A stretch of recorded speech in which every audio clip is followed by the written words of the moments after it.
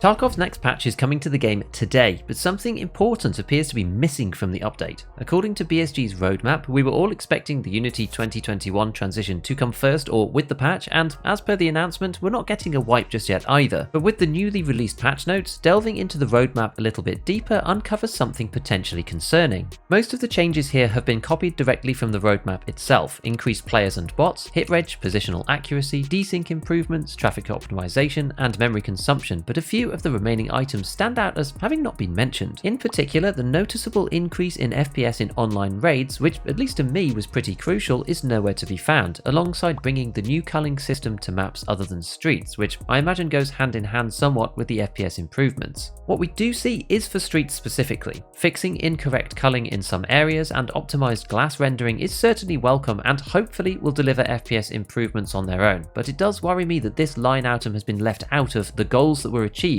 as per the 13.1 patch notes. Given that we aren't getting a wipe yet and Unity is still to come, perhaps some of this will be addressed in the near future, but the jury is out right now as to what effect this will have on the game's performance. An FPS improvement was one of the most anticipated changes on the roadmap, as many players find Streets and even Lighthouse extremely difficult to run despite having relatively decent PCs. We will find out more today once the game opens back up at 2 PM UK time or 9 AM Eastern, so long as the 6 hours of patching doesn't overrun, which it well might. Outside of this, we will be testing some new audio adjustments, and the biggest change relevant for the actual game is regarding blacked out limbs and blunt damage. Blacked limbs taking damage, which then spreads to the rest of the body, has been reduced by 30%, practically a direct nerf to leg meta. From the wording, I can't tell the exact impact of this because from the existing stomach, arms and legs multipliers of 1.5, 1 and 0.7, this either means they'll now be 1.2, 0.4 and 0.7, or 1.05, 0.7 and 0.49, reducing it by 30% of the existing value.